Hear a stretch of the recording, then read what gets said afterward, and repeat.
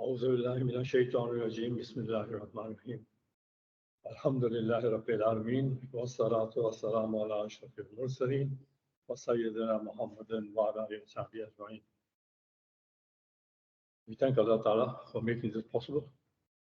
Very important to have Allah Ta'ala in our lives, not only at this stage in our lives, but throughout our lives, and especially in our marriages. And what Maulana so eloquently put just now are all the problems that we face. And he speaks with a lot of experience. These are the problems that people have. I'm going to go through the nitty-gritty of it, right? So I'm going to be more specific, and you need to try and identify yourself in this relationship. Again, as Mufti Salaam said, that it doesn't mean that because I'm giving this talk, my marriage is a blissful marriage. I need to learn from this myself, like everyone else. So let's go through this. Farouk?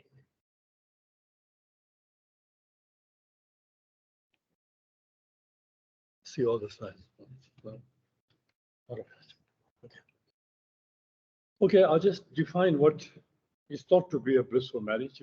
You can never have a perfect marriage. There are always going to be blemishes, but we need to try and get as close to this as possible. This is not a complete list. This is some of the things that we need to do.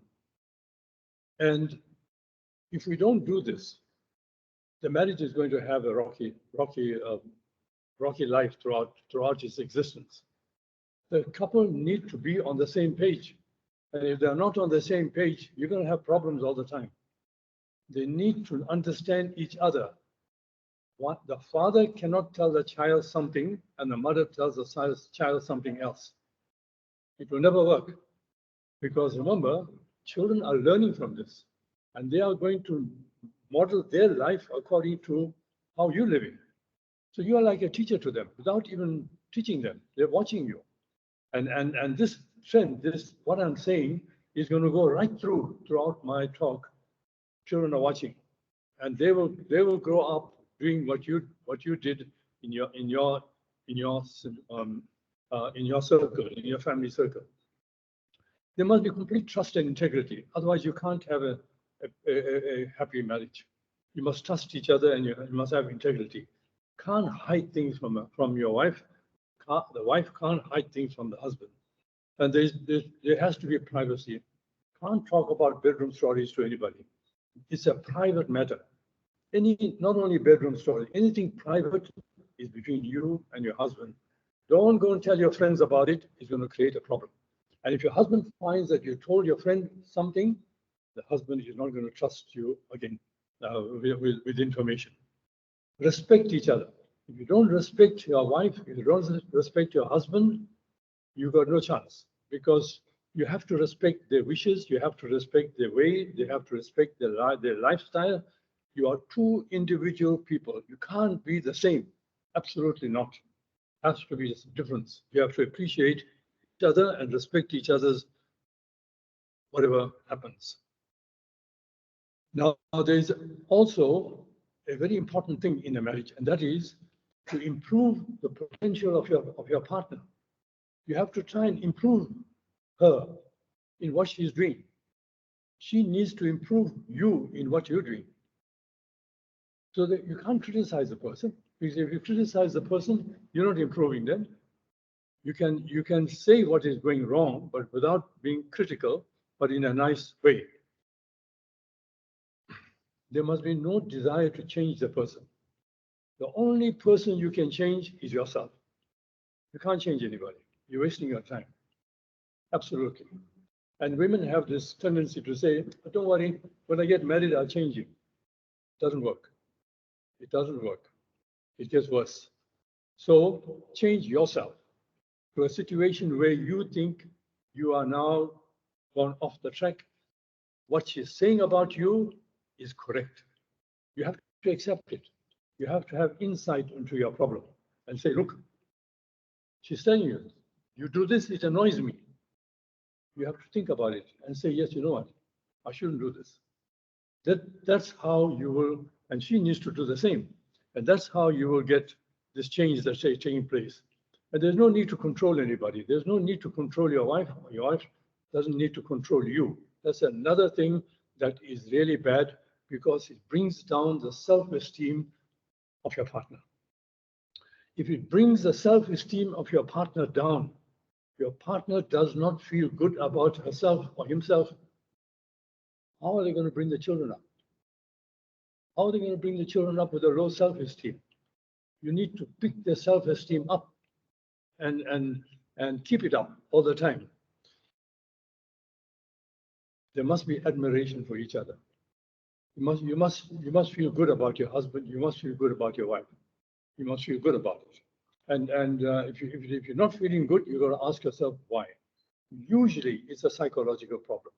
Usually, it's a psychological problem. Something that was said or something that was done which has upset you and is creating a bit of a problem. And also, you know, people say, oh, you know, we're married, we are a perfect couple. We do everything together. That's not a perfect couple.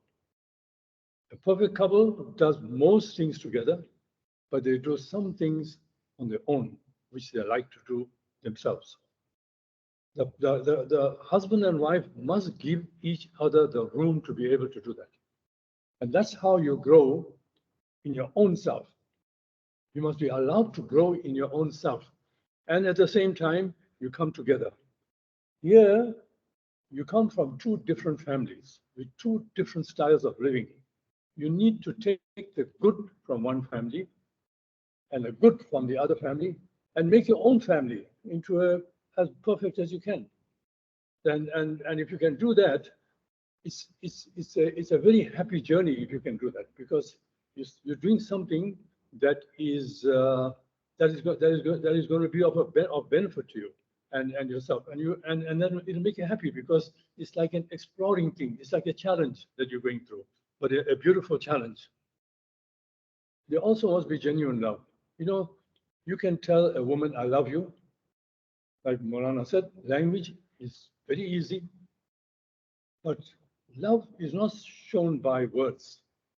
Love is shown by what you do and how you behave, your body language. Your body language will tell the woman whether you love her or not. If a woman keeps asking you, do you love me? There's a problem. It means there's something you're doing which is making her feel that you may not be loving her. So ask yourself, what am I doing? Why is she asking me? Women, of course, do need reassurance that they are being loved. But if you love the woman and if you love your wife, and if you show her that you love her, she doesn't need to ask you whether you love her or not. Your actions will tell you.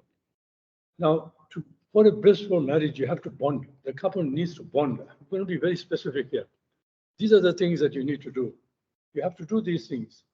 You have to spend private quality time with your wife. You have to listen. You have to listen. Don't pretend to listen. Listen. Because it's important. And also get involved. Get involved in what interests her. You'll get her love back. She's talking about something that's very interesting to her. You must become interested in that and try and help her to better herself in what she's trying to do. She'll love you more.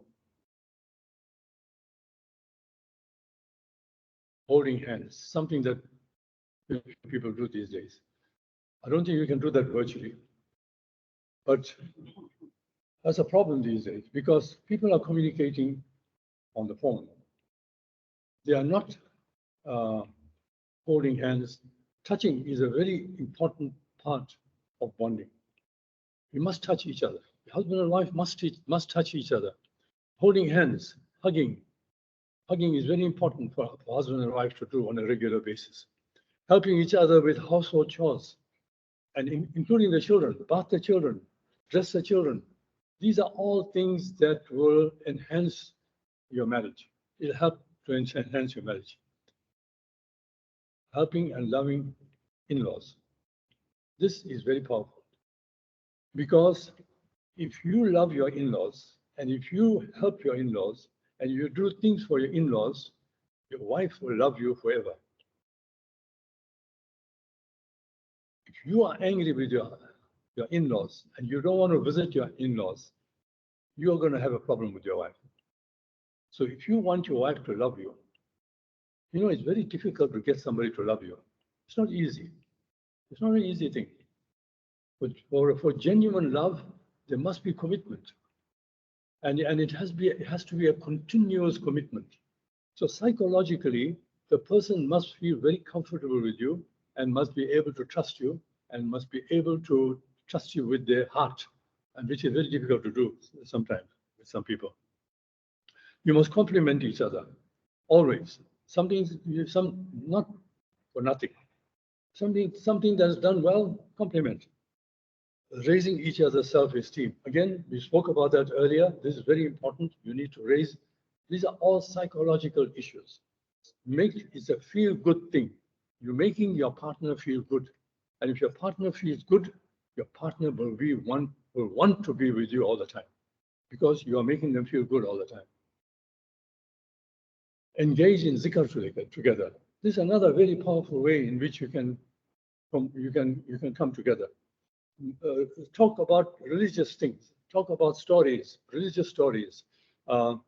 Read some salah together every now and then, and that will also bond you together. This is all bonding. Now we talk about unbonding. What causes people to go away from each other? What makes people dislike each other? You find that the marriage will go very well for a while, and then they'll start hating each other. And when a divorce comes, there's war. There's real big war. I mean, you ask yourself, these people loved each other a few years ago, but look how they're behaving now. This is unbonding that has happened during the marriage. The unbonding is abusive behavior. If you are abusive to your wife, abuse can be financial, can be emotional, can be psychological, it can be physical. How do you expect to live with a woman you are abusing? How do you expect to have a sexual relationship with a woman you are abusing? I can't understand that. I don't know whether you can, but it's not possible. The woman is not going to respond. She's not going to respond. I had a woman come to me some time ago, and she's telling me, my husband gives me everything. He gives me everything that I want. He's very good to me. But he always puts me down in front of people. He always criticizes me, and I feel very bad about it. And I've spoken to him about it, and he tells me that that's how you are. That's who you are. So I'm telling him, look, don't tell him in front of people. You can tell me privately, and we'll try to work things out. Don't embarrass me like that because I don't feel good about it. Then the husband comes to me and tells me, look, you know what? When I have sex with her, she doesn't move.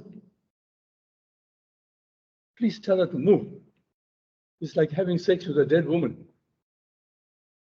See where it leads up to. See how one causes a problem with another. You see? So he wants me to tell her how to have sex. In the meantime, he's the problem. He's causing the problem that's making her not have any feelings for him. See how it works. Walking 5 meters in front of her and telling her, hurry up. Many of us do that, don't we? We should walk together with her. Hold her hand, walk together. That shows you're bonding. That means you care for her. You want to be with her. Complaining about everything, no compliments. Controlling behavior. Again, we spoke about that before. You do this, you do that. I don't want you to meet this friend of yours. Don't phone this friend of yours. Take them off your phone. I don't want you to go. Sharia-wise, fine, no problem. If she's doing something that is against Sharia, no problem. But these are social things that you are stopping her from. Don't visit your parents. You only go there when I tell you to go. That's controlling behavior. It's controlling behavior. There's no need to do that. And that makes a person feel very bad, and it causes ill feeling in them, and it's an unbonding thing. And not giving money. It's financial abuse, but not giving her any money. She's going shopping, tell her, okay, here's 500 rands. I want you to bring all the receipts back to me and bring me the change. You don't do this to your wife. If you do this, that's abuse. That's real abuse. That means you don't trust her. You know what? How bad a feeling she's going to be. She's going to have. Suppose she says that to you. How bad would you feel? Thinking. Not satisfying her in bed. This is another big problem. A real big problem. And I've had over my career as a doctor, sad to say that I've had 50, 60-year-olds coming to me and telling me that, you know what, they just have sex because it's their duty to have sex. They don't like it. There's no enjoyment. Many of these women have never had an orgasm in their life. They don't know what it is. The young people today, with social media and the information that they get from social media, don't stand for this anymore. They don't stand for this anymore. So they know what's supposed to be done and what's not supposed to be done. And they exit very quickly if they find that person is not changing. Our mothers and grandmothers of the old school, they feared, they had more taqwa than, I think more taqwa, I don't know what it is, but they stayed with their husbands no matter what the condition was. But here now these days it's different. Now these days people they don't put up with this anymore. Now there's also another thing, is destructive behavior. This can be destructive to the marriage. And I'll just go through it very quickly because these are well-known things. We all know about that. Drug addiction, very bad for the marriage, absolutely. And those parents who say, I'll get my son married because when he's married, she will sort him out. You know what you're doing? You're ruining a woman's life. You're ruining an innocent person's life by getting your son, who is addicted to drugs, married in that state without telling them that he's on drugs. Very bad, very destructive that. Taking testosterone supplements. This is another thing that young people are doing in gyms. They want to build their muscles, they want to take testosterone, and they have beautiful bodies, but our testosterone level, like all other hormones in our body, has a biofeedback mechanism. The hormone goes down, the body produces more. Hormone goes down, the body produces more. You're putting artificial hormones in, you are stopping this biofeedback system.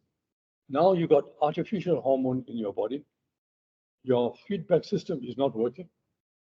So now, taking it for a long period of time, now you don't take the supplement anymore. What happens? There's failure. The our testes produce sperms and they produce testosterone. So what happens? Because of this drop, the testes stop producing sperms, the person gets infertile. There's hardly any own testosterone left, they get impotent, they get erectile dysfunction. So this is bad. You may look very good and healthy like Mr. Universe, but in bed, you're shooting blanks and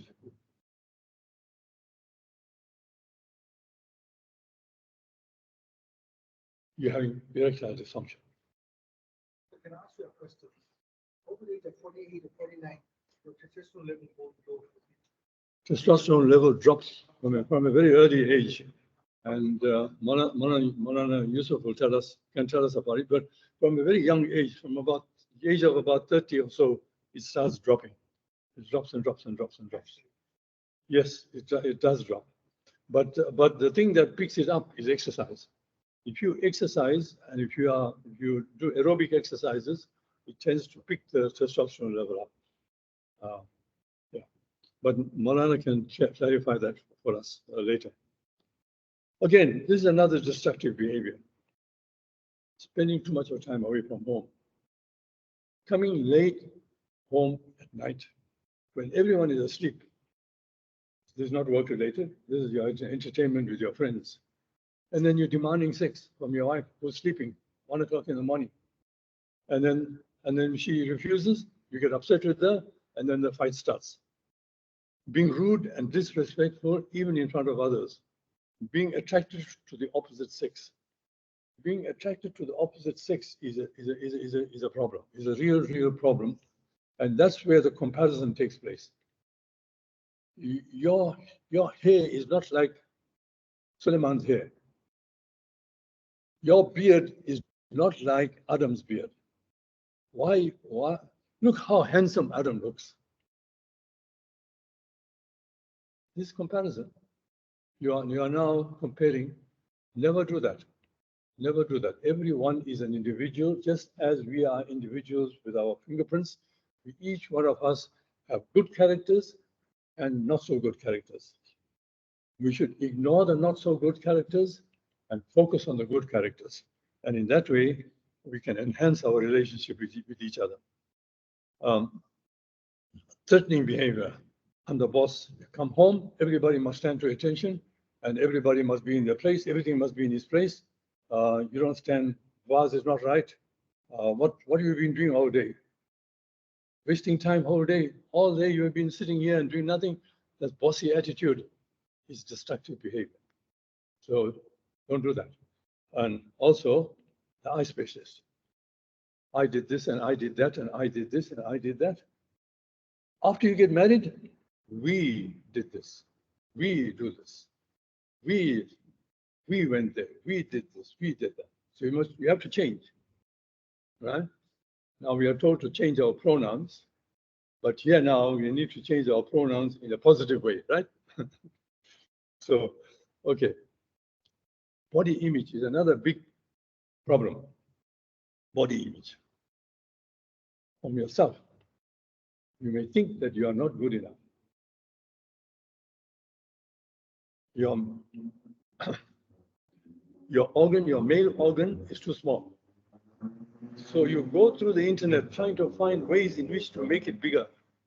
It's like making your nose bigger. How can you make your nose bigger? How can you make your ear bigger? It doesn't work. These are all gimmicks people use to make money from you. It doesn't work. Just be happy with what Allah Ta'ala has given you. Don't look too much into your body and look at defects. Look for the good parts in your body and be happy with it. The other part of image issues, body image, even your partner starts criticizing you. Look at the hair on your body. You look like a gorilla. You got a big stomach. Look, I can't even get near you. See, these are destructive things. These are things that we should not be telling our partners. We should be hiding these things, like the garment that Maulana spoke about. We should be hiding these things. And if there is anything that we can do to fix it, we must fix it without telling them. Don't tell them why are you fixing it. Say, you know what, I think you look better if we do this. I think it will be better for you. She will appreciate it so much. He will appreciate it so much because women tend to do this too to men. And don't laugh at any part of the body of your partner. Worst thing you can do, because that has a major psychological effect on your sexual relationship. Because when you're having sex, you've got no clothes on. And you're exposed. And now, if she's been laughing at you or she's been picking on you on some part of your body that is not right, you are going to feel self-conscious. You are not going to be able to perform. Causes what we call performance anxiety. Performance anxiety. It's the anxiety that makes you get premature ejaculation and erectile dysfunction. Where did it start? It started with your wife telling you something is wrong with you. Look where it ended up, with her not being satisfied. So she, without realizing it, is causing a problem for herself. See? So we have to be very careful with this. You must be satisfied with your body. You must be satisfied with your partner's body. Whatever it is, Allah Ta'ala has given you this combination. Maybe your partner is deficient in some part, but she excels in another part. Concentrate on the part that she excels in and ignore the part that's causing a problem to you. This is important. For a stable marriage, women need stability. They need emotional stability. We men are different. We get sexually aroused, we get an erection, we do our thing, and that's it. Gone. Women are not like that. Women are not like that. Women need nurturing. They need emotional stability. They need you to show them that you are emotionally connected to them. Right? So, in a stable marriage, you'll find that there will be a stable, there will be emotional stability. Emotional stability leads to sexual satisfaction. Amazing. She'll be very happy to have sex with you, and she'll be very happy and she'll enjoy the sex because she knows you love her, you care for her, and she will give everything to you. Sexual satisfaction increases emotional stability in her. That again increases stability in marriage. But look at the overall picture. Stability in marriage increases sexual satisfaction. Sexual satisfaction increases stability in marriage. You want a good sex life? Get a stable marriage relationship. You want a good sex life? Be kind to your wife, be loving to your wife, be emotionally stable, make an emotional stable relationship with your wife, and you won't have a problem. You'll be okay. Because she will be quite willing to engage in sexual activity with you. Because she gets satisfied. Female sexual response, as I said, is very complex. There's emotional intimacy, there's foreplay. We don't need much foreplay as men. Women need foreplay. You don't have foreplay, you're not going to satisfy her.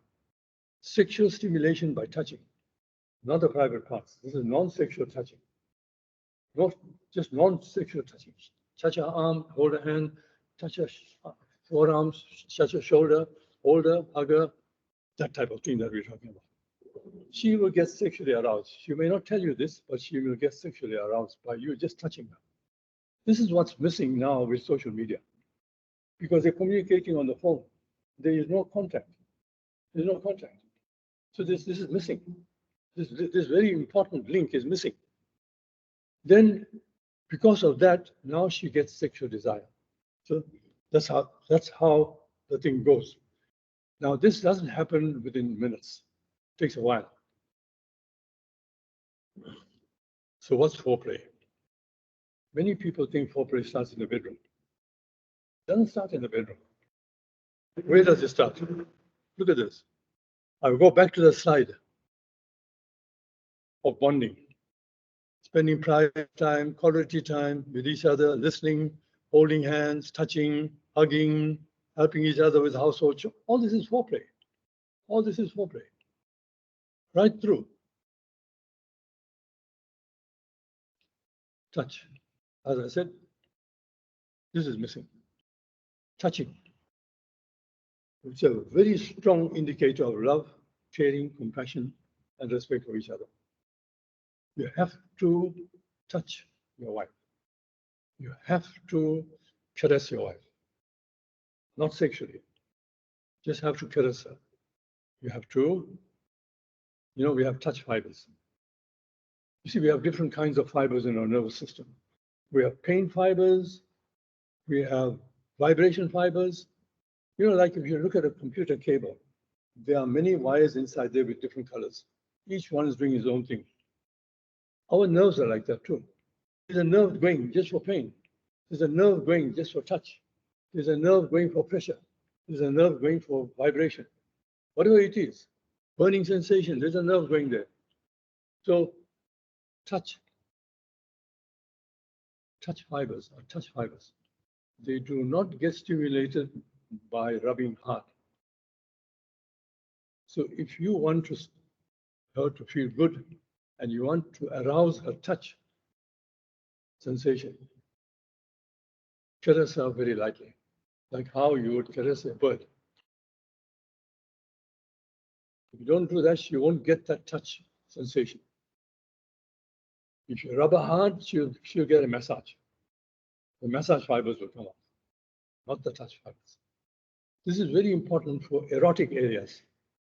Erotic areas are areas which are where she gets, or we get sexually stimulated. Sexually stimulated. Now, in a woman, there are a lot of erotic fibers around her private parts in the front. A lot. And it goes a little bit into her vagina. So if you rub it, you're not going to feel anything. You have to touch it. You have to touch it like how you stroke a bird. Otherwise, you won't get that erotic sensation. She'll just get a good massage. If you do that, she will love you more because that's what her desire is. So, skin to skin contact. Skin to skin contact, another very important thing. Not sexually, just skin to skin contact. So you're lying in bed, you don't have your top on, she doesn't have her top on. You just hold each other. Put your back against her, put your chest against her back. She can put her chest against your back. Skin to skin contact. Very, very good in bonding. Very, very good in bonding. Now, I told you about the erotic fibers, but which are very important. These are fibers that are also found from about the upper chest up in the neck as well. And we must use them because Allah Ta'ala has put them there for us to use. And if you use it correctly, you will arouse us sexually. Many men complain, my wife doesn't want to go to bed with me. Every time I ask her to go to bed with me, she says no, she refuses, she complains, she's got a headache, she's got backache, she's got this and that. You do these things here, she'll want you to go to bed with her. Hopefully. Do's and don'ts. Now, again, we're talking about a blissful marriage. These things are so significant in a blissful marriage. You have sexual satisfaction, it really creates a wonderful environment for the marriage. And remember, children are watching, because children will get the feeling of love in the home. They'll get a feeling of satisfaction in the home, and they'll grow up with that feeling, and they, inshallah, will build their homes with the same feeling as well. So you are now perpetuating a good thing in the lives of your children without even telling them anything. Sexual intercourse. Make sure that you have to prepare it. You have to prepare for it. Don't just go there, the door open, children crying. Your wife is not going to respond. She's worried about that. You know, we think about our mind is one way. When women multitasking, even in the brain, multitasking. What am I going to do tomorrow? What's happening there? What's happening in that room? What's happening outside? Or will the neighbors come and knock at the door? What's going? You need to cancel all that out. And you need to do that. You need to show her that you're doing it. There's a special occasion. Be prepared. Use perfume. Some of us don't smell so good. Be relaxed. You have to be relaxed, and you have to relax her. There's no way she's going to enjoy sex if you don't relax her. You have to relax her, and you have to do it. And do focus on pleasing your partner and not yourself. That's another mistake people make. They focus too much on themselves, creating anxiety within themselves. And because they're creating anxiety within themselves, they get premature ejaculation, and then they get, they Sometimes they even come before they even enter. This is a problem that's young people are having these days. It's very common, quite common. And of course, they have erectile dysfunction. And all because they're thinking about themselves. Will I be able to perform? Will I be okay? What will she think of me? Don't think about that. You just think about your partner. Satisfy your partner. Forget about yourself. Satisfy your partner. Allah Ta'ala has put into us an automatic way in which we respond in a positive way when we are satisfying somebody else. Be gentle and reassuring. You can tease playfully, but don't tease about body parts. Tease playfully is fine. There's no problem with that. Don't go without foreplay and arousal. You know, one of the problems with the Western world, in the East, it's still okay. Sex is respected. Talking about Japan and China. But in the West, sex is not respected. Sex is used as an entertainment. And unfortunately, it has been marketed as such. Not only on movies, but on social media as well. So it becomes like an entertainment. So you have sex without any commitment. You have an unsatisfied feeling. So you look for another woman who you think is going to satisfy you. So you go and have a relationship with another woman, same story. You go to another woman. That's how people get promiscuous. Because they're going there, there's no commitment, there is no, this whole thing about sexual arousal, sexual desire, not there. So you have to do this. We have to do this to satisfy ourselves and our wives sexually. Don't make disrespectful comments or criticize. Don't be rough and shove. Don't hurt. Don't do anything that causes discomfort. These are very important things that you need to do. And again, Maulana spoke about acceptance, about expectations. This is very, very important. Absolutely important, and that's where a lot of marriages fall down. And now, these days, with social media, the expectation is created because you see the young people these days with the social media, they know more about the man and the woman before they marry them through social media. They know exactly what their likes are and dislikes are and what they do and what they don't do and who their friends are. And they know everything about them. But the problem is that none of this may be true. It may not be true. It may just be something that people are putting up there to enhance their image. When they get married to this person, they find that this is not the same person. This is a different person completely. So the expectation, you must take it and put it in your back pocket. Sit on it. Don't expect anything from your partner. You need to take what you get and you need to improve on it. Jazakallah khair for listening. Any questions, I'll ask at question time. And I thank Darul Ihsan for asking me to give this talk and for Musjidus Salaam to accommodate us. Jazakallah khair. Assalamu alaikum wa rahmatullah.